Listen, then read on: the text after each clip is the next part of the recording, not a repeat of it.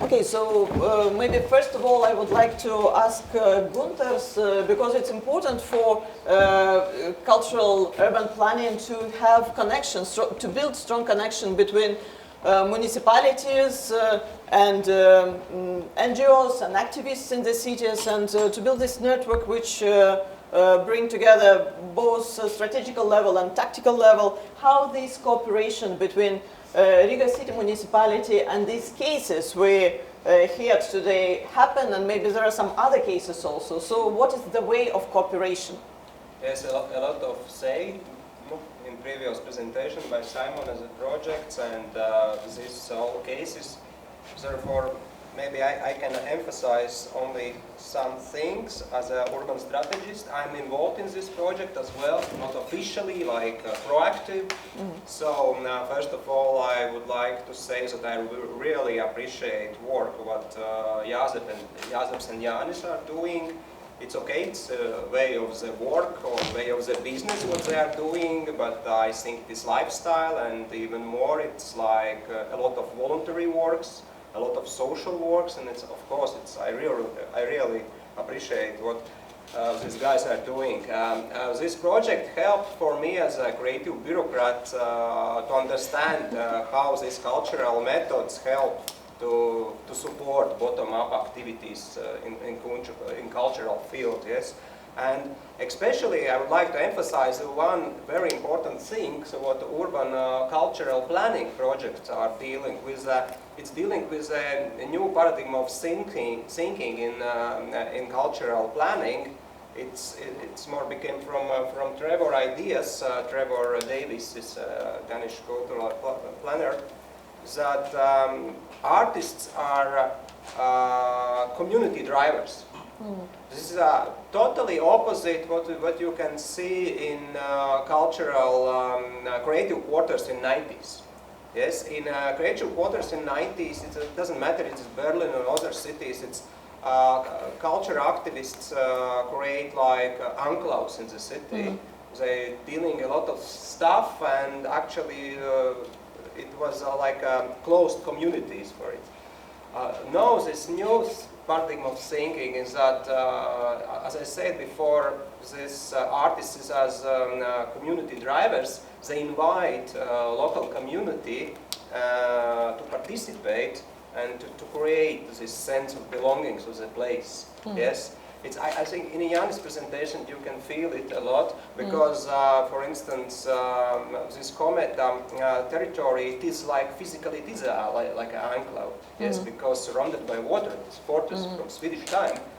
So, and therefore, for me, I'm very involved in neighborhood planning. It's very, very important thing how is through the cultural planning can activate this sense of belonging in neighborhoods, especially in this problematic neighborhood. But in this project, we are dealing with two neighborhoods near the port, near the harbor, and it's not the best, especially in Riga.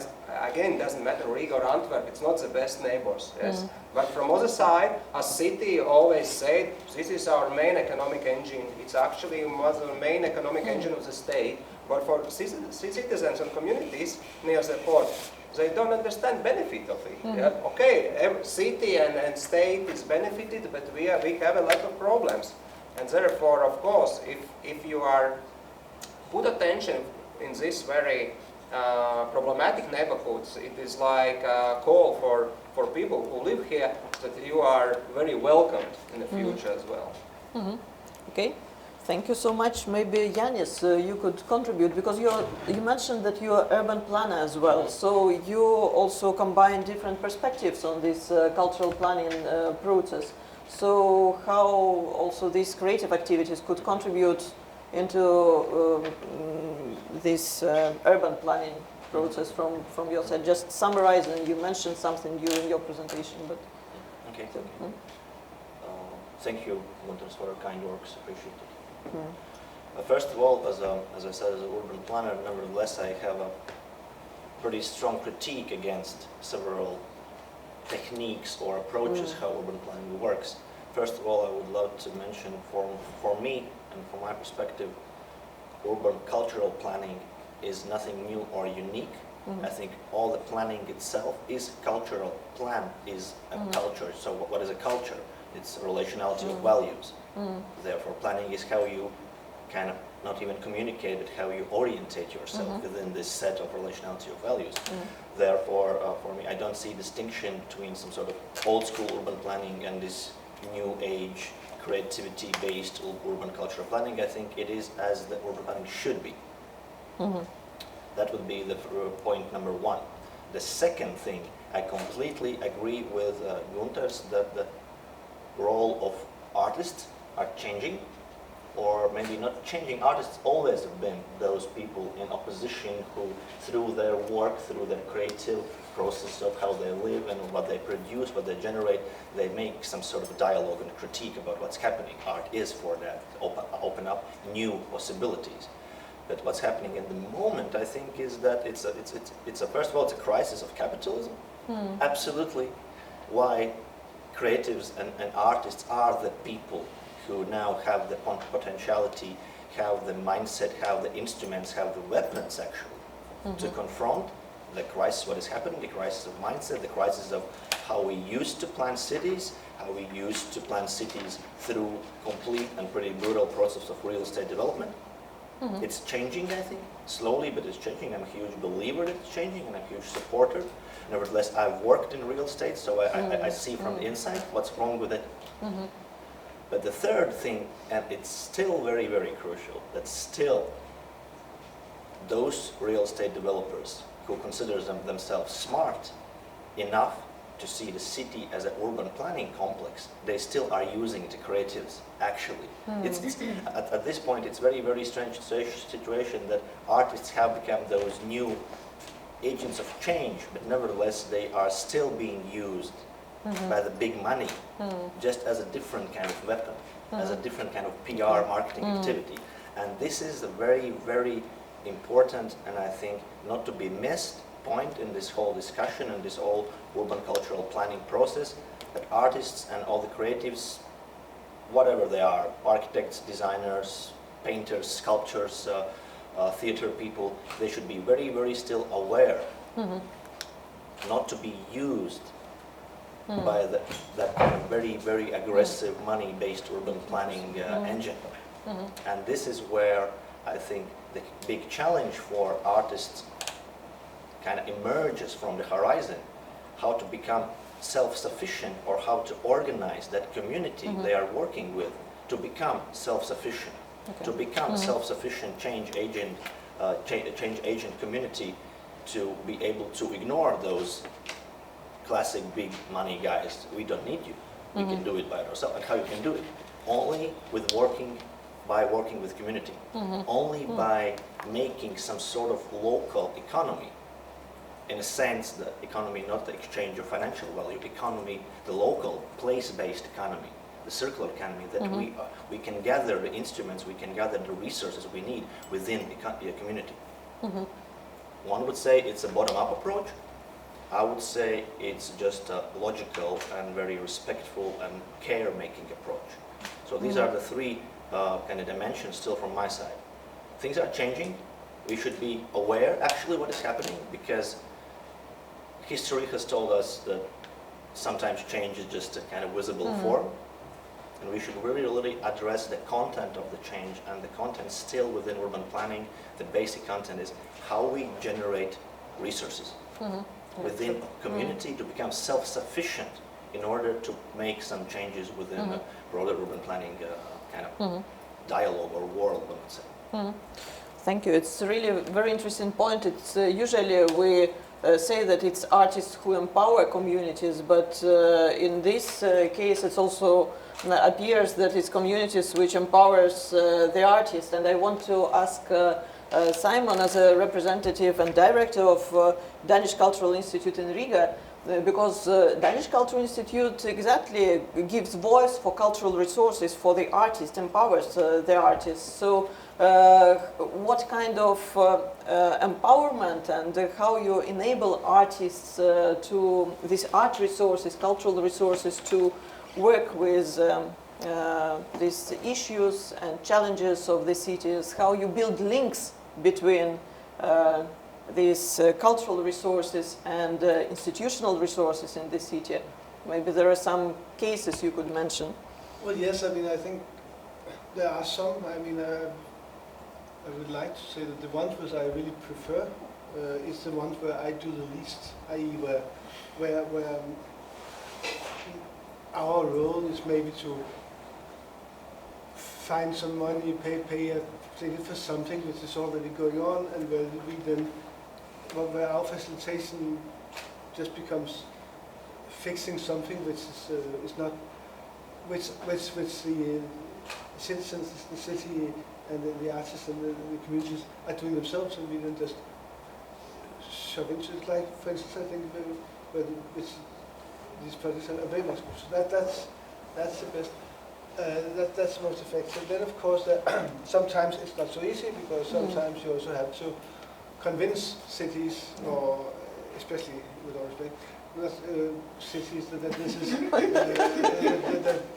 that this is a good idea, and Riga has actually been tremendously open to it. But in our group of these many areas we work with, which you know very well, then it can be a challenge for municipalities and other actors to really understand that they have to receive this, because again they live in an urban planning world where it's about building roads and all kinds of amenities, and then this seems like something stupid and not really, well, I don't know, not really useful. And there I see actually as very much role as intermediaries such as my organization or the ones you work with, is to go in there and tell them the story and argue with them and take the fights, so that the artists and others can come in and do their work, and that actually works very well. And this is what we've been doing in this project, and in a less formal way in the culturability project, and also with other things. And it really works. It's not so easy, because when we talk about it now, it seems like a holiday or some kind of fantastic wedding. I mean, but sometimes it's difficult to find the girl, and sometimes it's also difficult to get the marriage to become successful. So, and there, we intermediaries, in sense, really have a role in making sure that this happens. You mentioned culturability initiative, which is long-lasting and which is kind of ecosystem for cultural resources of the cities, and also the residences Alexandra presented. It also creates kind of ecosystem among artists and communities which the artists are visiting. And here in the room, I also completely convinced that each of you are participating in creating these kind of ecosystems in your cities, bringing together artists, cultural people, and strategic level, which is responsible for decision making. Maybe there are some cases you want to contribute after listening to the presentations, and to share with some insights, and then I will return again to you.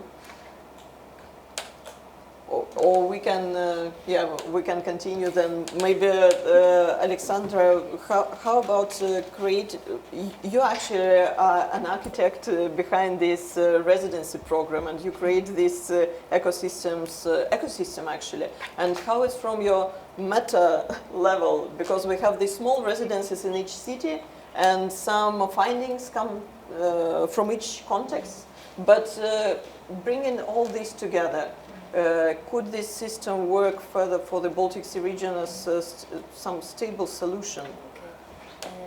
I must say that at the beginning it was quite difficult for me, because when I'm doing the project I would like to identify. So it's also important for me to know the history of the area, the problems with which people are managing, working, also the moods and the energy. So while at the first step I had to select people and connect them together with the partners, I was trying to, actually the Skype was a good solution, because it was giving the impression how is it with the work. So from one side there was my opinion, my impression, but of course I had to discuss everything with the partner, who was finally later on taking care of the artist or the creative person to work.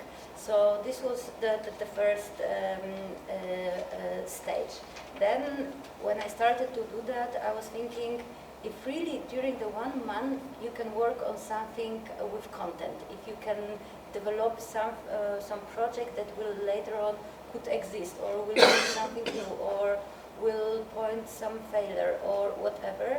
And at the beginning I was thinking that actually it's quite difficult because going for 4 weeks, finding out what is happening in the area, what are the problems, what are the difficulties and so on, and the language barrier, of course, because nobody is speaking the languages where is traveling.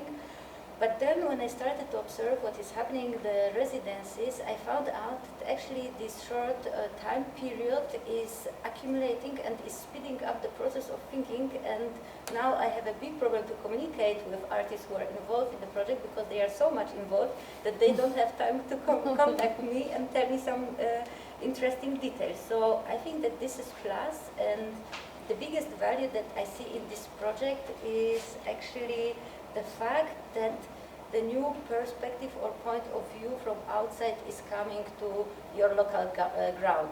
So as a specialist from Gdańsk, knowing what problems we have, I can tell the whole story, I can find a solution, but sometimes I will fail because I don't have the distance. And yeah, and this is something that I think is the biggest advantage point from the residency. Yes. Also, the fantastic thing is that now Alexandra has a list of artists who are participation-oriented and who are community-oriented in the Baltic Sea region, actually. So it's really a treasure all of us are going to use, I think. And now I also want to ask Jazeps, because you mentioned series of reanimated houses, and it's really impressive how you work and what scale you work with. What about the resources and how do you find these resources? What about sustainability? How do you ensure it? You mentioned something already, that you are bringing together people from different social groups and different economic groups. You provide some activities there. Maybe you could develop further these ideas. Okay. I mean, I mentioned, I showed you the picture of these 5 floors of our building in Calais. I think it sort of very well characterizes our ideas and aims, that we try to make the building as a whole. So we would find some people who are, let's say, more commercially oriented, or you know, but with the values and with I don't know, with the values of Free Riga, with the values of the community, and with the interest in participating, as well as you know, we always have some free space which generates always cost and headaches, and you know, yeah, we try to mix both. Community and economics. I will oppose to Janis. I think post-capitalist is probably capitalist anyway. Sorry. Yeah. So yeah, I don't know. I think it's a lot. I didn't understand the opposition here. No, I mean, I don't mind if anyone comes with a big fat pile of money. I would say, all right, let's see how we can use it. Yeah, yeah. I see. Yeah, I it's don't about know. LG, maybe LG refrigerators. Maybe and, LG. things, Yeah, you there mentioned. is some middle ground, let's say. Yeah, I don't know. I like to think a lot about this. We talked with Agni yesterday, and I tried to explain the way we think, and I think about such buildings, and comparing also city scale with this. I don't know if you know about this game theory. It's this economic, social, I don't know, theory. I'm not an economist, but it's very much about setting rules for, you know, what you reward, you know, what actions you reward, and how to build trust in the community and the city in general. And I mean, I think Riga's case is a bit of wilderness. I'm very sorry, you know, Gunders is a very nice guy, but but in Riga there is a lot of wilderness, and the capital really has the most benefit and the most gain. So I think we try to look at ways how you can reward